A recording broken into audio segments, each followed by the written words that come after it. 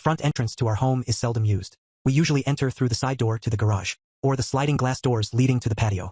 To the right of the entryway stands the formal living room, meticulously maintained, but the least frequented room in the house. On the left at the end of the entry lies a hallway connecting to 3 bedrooms, including our spacious master suite, and a guest bathroom. The formal living room, enveloped in darkness due to closed massive curtains, features a white, camel-backed couch against the back wall, with large wing-back chairs on either side, all facing a walnut coffee table.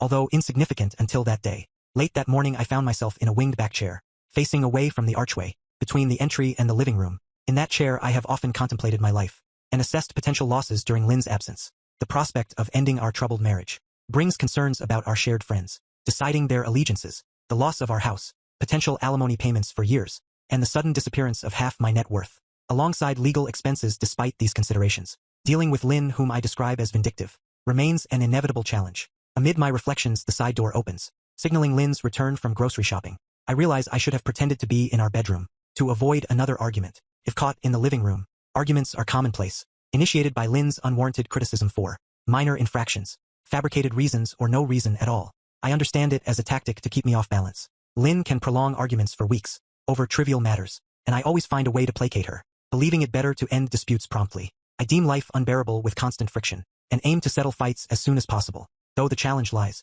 in the short time until the next one. After 10 years of marriage, I see no solution other than pass away or divorce. Nonetheless, I persistently try to improve the situation, primarily for my sanity, rather than to make things more pleasant for Lynn. I hear the freezer door shut, realizing she has put away the frozen food, anticipating her request for me to get the remaining groceries. I brace myself for her orders and criticism, to avoid her for as long as possible. I remain motionless, waiting for her call or whistle. The whistle, resembling that of a dog, has become nearly unbearable. Instead of her voice, I hear light footsteps as she approaches the entryway. If I had looked, I would have seen her stop at the tiled entry floor, peering down the hallway to ensure she is alone. Quietly waiting, Lynn contemplates calling me in the car before getting home, but feels safe, assuming I am diligently working on the gazebo in the backyard. Within seconds, I hear her cell phone chirp as she dials a number. Now in the entry, just 5 feet away from the back of the chair where I sit, Lynn speaks to her father about plans for Thursday afternoon. She mentions calling him at work after 1 o'clock, and the logistics of their meeting, still unnoticed. I listen as Lynn discusses details with her father, concluding with a light-hearted farewell. I heard the flip phone close, and her footsteps retreated across the carpet, towards the sliding glass door, whistling and calling out to the gazebo project he had been working on in the backyard. She seemed oblivious to my labored breathing, and the pounding of blood in my heart and head. 10 situations were not new to me, and I relied on automatic responses, honed from my experiences in the army and elsewhere. In such moments, the first rule was not to panic, unless actively under attack. Utilize knowledge to one's advantage. Choose the right time to engage. Maintain a blank face. Control breathing and appear normal. I stood and entered the den stating, "I'm here." I was in the bathroom. I've got to run to the hardware store and get parts for the gazebo, crossing through the den, toward the kitchen and the side door, while avoiding eye contact with her, marveling at my ability to articulate those words, and my restraint from reacting violently. I walked by and she gave me a look, noticing the redness in my face, advising me to wear a hat. She expressed concern about potential sunburn. She mentioned not wanting to see my skin peeling off in a couple of days. Additionally, she informed me about groceries that needed to be brought in before going anywhere, and emphasized not being gone all day. After dropping her phone into her purse on the kitchen counter, Lynn went out to inspect my work on the gazebo, leaving criticisms for my return. Lynn's communication style was typical, mostly involving instructions and implied or explicit criticism. As she entered the backyard, I retrieved her phone, checked the last dialed number, memorized it, and returned the phone to her purse. After putting away the groceries, I left in my small pickup truck, but didn't head for the hardware store. I stopped at a local park a couple of blocks away. For the first 15 minutes, I replayed the short conversation in my mind, wanting to ensure I had every word memorized. To make notes, there was no doubt about its meaning.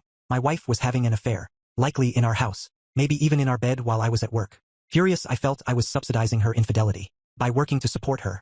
Who was the man she called daddy? It wasn't her real father. The area code was local, and her parents lived 1,000 miles away in California. In the early days of our marriage, she sometimes called me daddy during lovemaking moments. Though she had stopped doing so, I had thought she might be signaling a desire for kids, but we decided not to have children. A couple of years into the marriage, she was undeniably a daddy's girl. Considering practical matters, I pondered my best course of action. Her lover would enter through the back gate on Thursday, likely walking down the alley. I contemplated ambushing him there, but wondered about dealing with my cheating wife. If the lover was on foot, his car had to be nearby. It struck me, the lover would probably leave his car at the park. Determining who this person was became crucial. The obvious approach was to call the number from her cell phone. Having someone else make the call as if by mistake seemed plausible, with a woman being the most likely to get information. Who could make that call? Who else might know about this? The answer was clear. Lynn's best friend was Sue. If Sue didn't know, I doubted anyone else did. Lynn's sister was unlikely to have information, since they had not been close, since the sister's messy divorce, and subsequent estrangement from the family. Could I ask Sue? I had known her as long as Lynn had, and Sue had always been my friend too. However, women could be more loyal to each other than to their spouses. Sue was married to Nick, who was 15 years her senior, and they seemed to be the most loving couple in the world. I figured that Sue would tell Nick almost anything. Would she disclose information about Lynn though? Did I consider Nick a friend? We weren't close friends, but Nick was an upstanding guy, and I would have thought Nick would have told me if he'd known about something like this. I decided to try Nick. That meant a drive to the golf course where Nick, semi-retired, donated time on Saturdays as a goodwill ambassador for the course, in exchange for a free round of golf during the week, when the course was not full. On the way over, I planned my approach very carefully. I couldn't just blurt it out. What if the news got back to Sue and then to Lynn? I had to be cagey, riding in a golf cart with Nick. As he checked on conditions at the 7th hole, I brought up a hypothetical question. I inquired about his approach to confidential conversations, asking whether he would feel obligated to keep it confidential, or if he would share it with Sue. Nick gave me an odd glance and continued driving.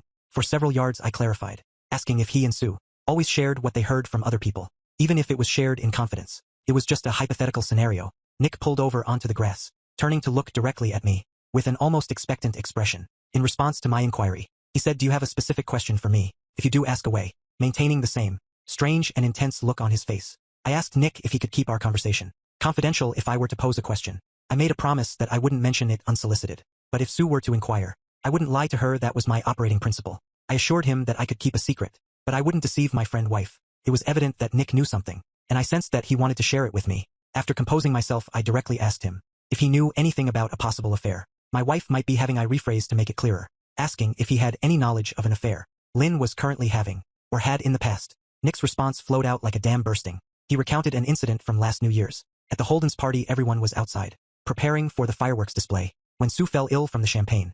Despite her infrequent drinking habits, she went upstairs to the bathroom. On the landing, she heard someone attempting the doorknob, while she was getting sick in the toilet. When she washed up and left the bathroom, she heard noises coming from down the hall, where it turns towards some bedrooms. She was afraid that someone else might be ill, and she walked down there and looked. Lynn was up against the wall at the end of the hallway, and some big dude was, well, there's no good way to say it. He had her against the wall with her legs wrapped around his waist. Lynn saw Sue standing there, and she smiled and did a little wave off, like get the hell out of here. On way home, she shared the details with Nick. Sue and Lynn, being long-standing friends, needed to discuss matters before taking any action. I suggested immediate disclosure to you.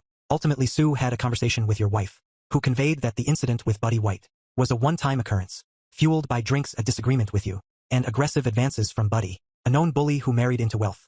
Sue, aware of Buddy's reputation, requested that I keep it under wraps, not wanting to jeopardize your marriage over a singular event. However, I made it clear to Sue that if you ever directly inquired about it, I wouldn't lie. The burden of the secret has weighed heavily on me for the past 5 months. I'm relieved it's out in the open, but I'm deeply sorry for what you're going through, man. Unfortunately, it's not over. Sue deceived her. Lynn has been involved with Buddy, or perhaps someone else by now. I overheard her talking to him on the phone just an hour ago. Let's head back to my place and discuss what Sue has to say. We left the golf course in separate vehicles and headed to Sue in Nick's place. He conveyed the news to his wife, and she sat down in tears. She had harbored high hopes for my and Lynn's relationship, willing to offer any support she could.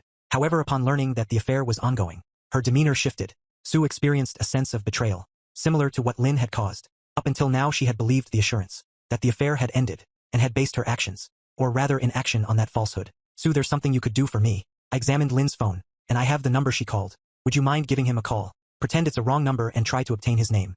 I want to confirm who she's involved with now. Sue, an editor working remotely, held a PhD in English Lit and possessed a theater background. Devising the call, with her finest acting and social engineering skills, she opted for her faultless English accent, consistently leaving a lasting impression. Dialing with the phone on speaker, she heard, "Hi, this is Buddy White." Sue blinked. Sorry, wrong number. Well, that was surely unsatisfying. She commented, her entire scenario unraveling. Yet the revelation was clear. Lynn hadn't terminated the affair with White. Adding another piece of crucial data. Discussing our next steps, I insisted on catching the duo during their upcoming Thursday encounter. Aiming for extensive ammunition, I wanted to confront my wife armed with abundant facts, catching her in flagrante delicto, and exposing the lies she'd inevitably used to conceal the situation. Expressing reluctance to hire a detective, due to costs and uncertainty about Lynn's interactions. Before Thursday, I sought a swift means to gather evidence. They fell into a contemplative silence. For a minute or more, Sue suggested the idea of a mole. She proposed the notion of having someone like Lynn's best friend extract the truth from her. I was skeptical, but Sue insisted, saying, "Never underestimate an angry woman. I've had enough of her and how she's treated us all. I believe I can craft a story that will compel her to divulge everything." Over the next hour we devised a plan. Sue urgently calling Lynn. Claiming a desperate need for help. And arranging a Sunday morning coffee meeting. Nick would modify Sue's old purse to hold a video camera, recording every word and facial expression. By noon on Sunday, they anticipated having substantial information. Sue promptly contacted Lynn. Referencing a situation akin to the New Year's party. Lynn agreed to the meeting secretly, pleased with her friend's newfound assertiveness. Sue arrived early at the coffee shop, choosing a table under an awning, arranging her purse with the concealed camera, ensuring the optimal angle in conducting audio tests. She positioned chairs strategically. The air was calm, eliminating wind noise possibilities. She set it up for one button, recording the 16-gigabyte card, offering ample storage. Nick had ingeniously secured the camera and purse, with Velcro straps disguising lens and mic holes. Within the purse's pattern, Sue was prepared as Lynn arrived. Sue asked Lynn to grab coffee, mentioning that she would save their spot. In the most secluded area, Sue pressed the button. When Lynn returned with the drinks, swiftly confirming the recording, they quickly covered the basics and Sue began her tale. Sue expressed her dilemma to Lynn, mentioning that, there's this guy who's interested in her. She didn't know what to do, describing him as attractive, especially since it had been ages since she and Nick were lovemaking. Sue shared that Nick completely trusts her, and that she's never cheated on him. However, she admitted feeling tempted now, and sought Lynn's advice. Sue wanted to understand how Lynn felt after the New Year's party, and asked if she would regret going through with it. Lynn responded by encouraging Sue, saying, "Go for it, girl. Honestly, I can't fathom why you haven't done this sooner. Nick's nice and all, but honey, he's past his prime. You're still young and cute. I've always admired your appearance, but I've never understood why you waste your time with Nick." Sue was surprised by Lynn's lack of remorse, and asked if the New Year's party was genuinely a one-time thing. Lynn explained, "Honey, I won't lie to you, I had to tell you that at the time, or you might have spilled the beans. But now that you're in a similar situation, we can share all this. In fact, we'll be having some real steamy discussions." Lynn spill everything. "I'm so into this now, that I'm thinking of doing it myself. How did it start with you and Buddy? Are you still at it? You should see the look in your eyes. If you're not excited now, I bet you will be in a few minutes." Lynn proceeded to share details about her encounter with Buddy at Holden's Halloween party. She described how they met 2 months before, with Buddy eyeing her at the party. Lynn explained that they discreetly met on the landing, and ended up in the bathroom. She recounted the passionate encounter, emphasizing Buddy's qualities. Lynn affirmed that she was still with him, and would be meeting him next week in her own bed. Sue inquired about me, expressing concern about any feelings of guilt. Lynn dismissed any guilt, stating, "Sue, Paul's a husband. You can't treat a husband like a lover. They serve different roles. Paul is there to do what I want. Buddy is there for good closeness." Lynn explained her strategy with me, treating me like a good provider who follows orders. She mentioned using diversionary tactics, like checking for perfume, to make me believe she'd never cheat. Lynn likened having me around to having a little gay friend, describing him as docile and someone she could control. She highlighted the freedom she enjoyed, knowing mine's whereabouts, and never worrying about me catching her with a lover. Sue asked Susie if she had other lovers, and Susie replied that she couldn't count them all.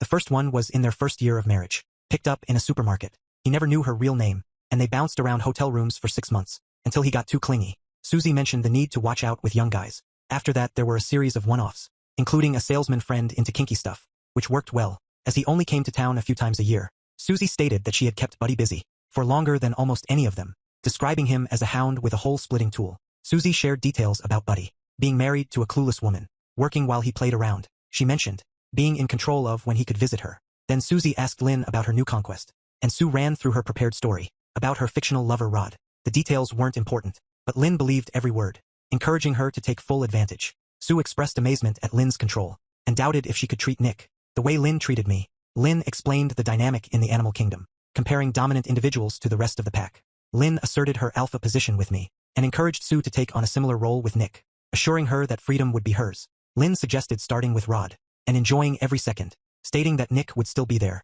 and would fit into his natural submissive role.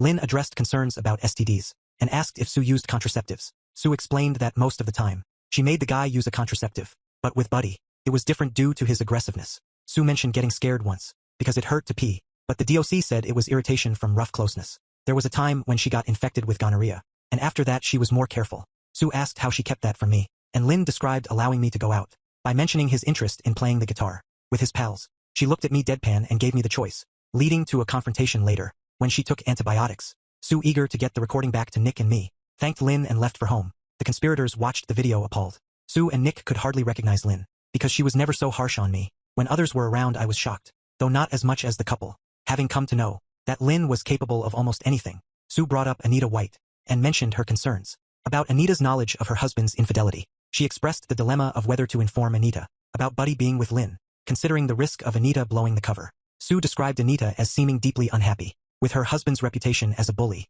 and pondered if Anita might be entirely cowed by him. Sue suggested that talking to Anita might affect her plans, and sought help from Lin in handling the situation. Sue thanked us for our assistance, and assured that we would be kept out of further details. She specifically asked me not to do anything stupid.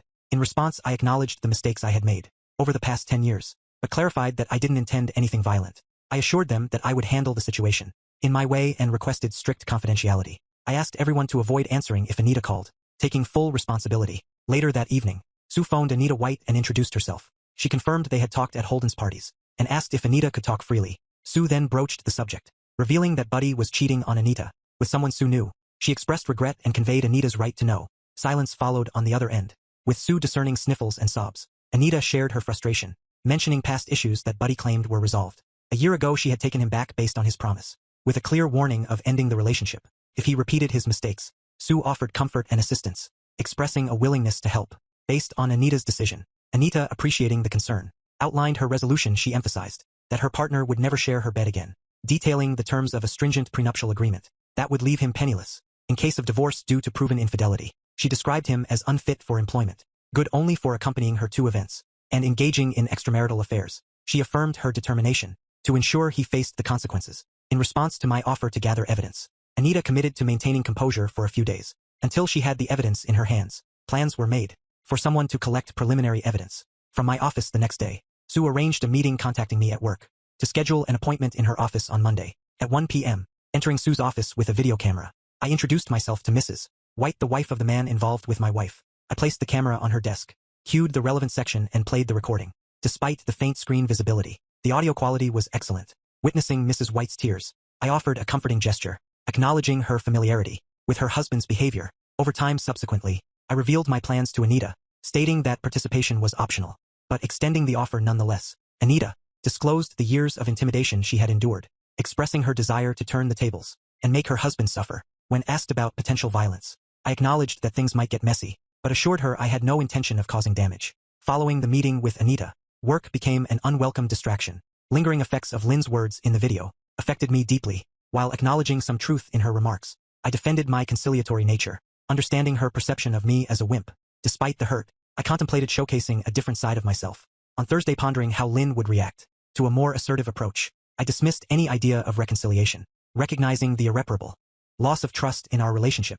Tuesday and Wednesday were marked by reduced office productivity. As I meticulously reviewed potential scenarios, the complexity of variables reminded me of the fragility of well-laid plans. Multiple potential outcomes, including my preferred approach, were considered. Thursday's events would necessitate improvisation, and I dedicated time to refining my physical abilities. In anticipation, at home, tensions prevailed, limiting conversations to necessities. Lin, typically assertive, observed my recent behavior, aiming to understand the issue and regain control. Ironically, she found herself anticipating Thursday, speculating on the potential insights a passionate encounter with Buddy might provide. On Tuesday night, as Lin showered, I searched my dresser drawers for a childhood keepsake from my grandfather. Both my father and grandfather had military backgrounds. Grandpa, after Normandy, he acquired a set of steel knuckles from a German soldier as a war souvenir. As I examined the menacing steel equipment, I recalled Grandpa's caution about its use, but acknowledgement that it might be handy someday. That day had nearly arrived. It was a form of war. Lin and her lover had engaged in unfair play, prompting me to force a hearty breakfast on Thursday. I knew I wouldn't eat lunch, but hoped to slow down my rival pacing. In my office, I deposited items in the guest bedroom, contingent on Lin's choice of waiting in the backyard or returning inside after opening the gate. Regardless, I could adapt, manipulate the set of knuckles. On my desk, I paced, stoking my controlled anger. By 1 o'clock, I changed into jeans, a t-shirt, and sturdy running shoes, checking my pocket, cell phone keys, knuckles, and wallet. I called Lin from my desk phone to preempt her call. The conversation was calm and non-threatening, explaining meetings and phone unavailability, anticipating a possible delay in returning home. Lin interpreted my call as a sign of returning docility, relaxing with this knowledge. Perhaps she'd reward me with cool-down makeup closeness. That evening, she prepared to meet her lover, and the two drove to the park in 20 minutes. Lover boy's car was absent, so Anita dropped him off and he jogged to his house, slipping into the backyard through the side gate, positioned behind a phaeton bush on the house's end, away from the garage. I waited nervously, checking the muted phone's time. At 1:45, Lin emerged in the backyard dressed in a string bikini, heading to the back gate. After unlocking it and surveying the alley, she closed the gate and settled into a lounge chair under the pecan tree. This signaled me I had left the side gate ajar. I slipped back through the opening, circled to the front door, and using my key opened it, walking over the spot where my wife's betrayal had been exposed. Days earlier, I entered in the spare room. I grabbed a cordless drill and some hardware, entering the master bedroom in less than a minute. I installed a hasp on the inside of the door, leaving a lock hanging, placing a small piece of wood between the door edge and the jam I ensured it wouldn't close, just in case my wife attempted to shut it. Heart pounding, I took the drill to the guest room, picked up the video camera, adorned my right hand with brass knuckles and waited. Many things could have gone wrong. I might have forgotten a step. Lynn could have unlocked the gate earlier, or her lover could have arrived prematurely. Fortunately, none of that occurred. With controlled breath, I awaited the final assault, planned and executed on my terms. Standing brass knuckles on my right hand, I held the video camera, peering through the slightly open guest bedroom door. The dark hallway might impact video quality, but the audio would be crucial. As the sliding glass door moved and voices emerged, Lynn's laughter mingled with a male growl. Imagining the man's hands on her, I glimpsed my wife, bikini top already discarded, entering the master bedroom with her lover. Neglecting to close the door, I followed at a distance, still recording. Kneeling at the door, I observed Buddy embracing Lynn, who closed her eyes and unbuttoned his shirt carefully. I set the video camera on the dresser inside the door, capturing the unfolding scene on the bed. This waiting was the most challenging.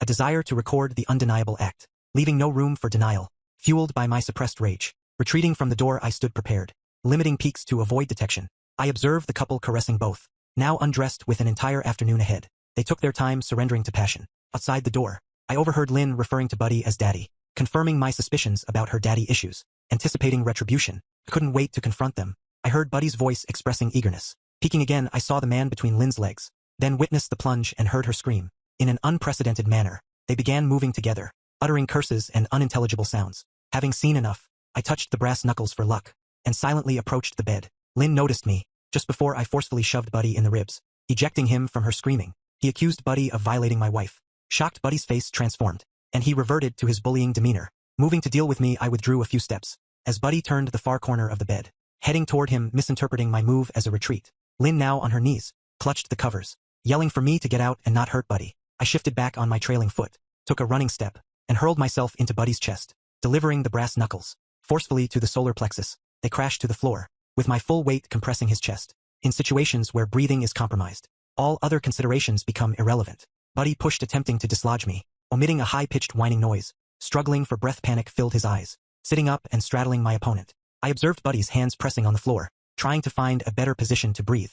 I then administered the Kutgras, raising my right hand high, and bringing the steel on my fist down, directly onto the center of Buddy's terrified face, with considerable force. With nowhere for his head to recoil and mitigate the blow, I heard bones satisfyingly crunch, and witnessed blood pouring from Buddy's ruined face, hindered by blood flowing into his mouth and throat. Buddy was completely incapacitated.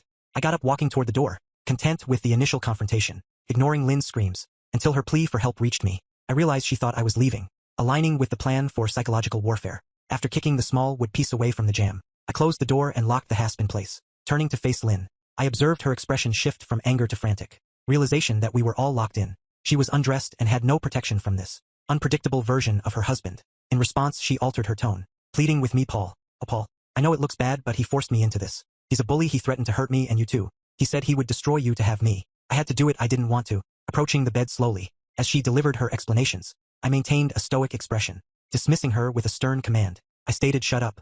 You're lying. I know you've been involved with him for months. Redirecting my attention to the wounded person on the floor, who was gurgling and showing signs of distress. I made it clear that I wanted Buddy hurt, not dead. Carefully positioning him close to the iron bedstead, I placed him on his side for blood drainage. Retrieving 5 pairs of handcuffs from the top dresser drawer, I proceeded to secure Buddy's ankles and wrists to the bedstead with 4 of them. Returning to my prone wife, I maneuvered her legs off the bed, secured her hands behind her back, and guided her into the bathroom. Seating her on the toilet, I conveyed a stern message, urging her not to cause any damage, and insisting that it was time for her to confess. While speaking, I emphasized the presence of brass knuckles on my right fist, ensuring she noticed them. I demanded the complete narrative, how she met the other person, the reasons behind her actions, and why she thought it acceptable to betray me. Additionally, I sought details about her involvement with other men over the past decade, making it clear that we had ample time to unravel the story. Throughout the afternoon, Lynn made a calculated decision, considering that I wouldn't be spending time with her. Loa.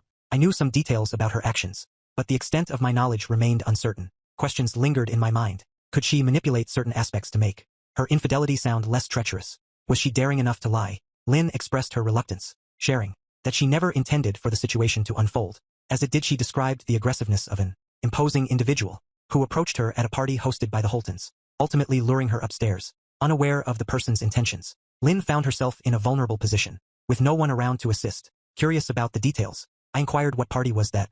Sue, having witnessed the incident, could provide additional information, confirming that I had been cornered. In my quest for more information, Lynn speculated that Sue or Nick might have exposed her. She insisted that Sue had witnessed only the New Year's party, but I countered reminding her that it was Halloween, when she had been with the other person over 20 times. Determined to uncover the truth, I questioned her about who might have revealed her secret. With a sense of defiance, Lynn responded, "You'd be surprised. How many people do you think Loverboy has told? Maybe it was one of them, but that doesn't matter. Sue told you this, that person. I'll claw her eyes out, but I know something about her. That will wreck her marriage. And I'll sure as hell use it." After Lynn shared details about Sue's fabricated lover, Rod, she claimed credit for inventing him for my benefit. She described how they orchestrated conversations to extract information, with Sue recording the entire exchange and storing it on multiple DVDs to be sent out at her discretion. Lynn clarified that Sue hadn't initially informed her of the situation, and no specific details were provided by Sue. Regarding the revelation about the New Year's party, I pointed out that I learned about her extensive history during a video conversation. I recalled a phone call Lynn made to her lover last Saturday in our entryway, where she openly expressed affection for him, inadvertently disclosing everything about her past. Convinced that I had sufficient information, I informed her that any further communication should be directed to my lawyer, and legal papers would be served in a couple of days. Expressing the need to consult with an attorney about our situation, I pulled out my cell phone and called Anita to handle the situation. After a brief conversation, I chuckled and ended the call.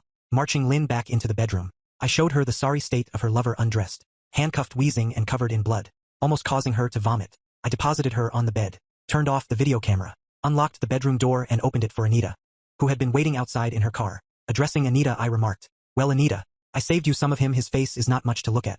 Now though, here's his latest lover, my soon-to-be former wife Lynn.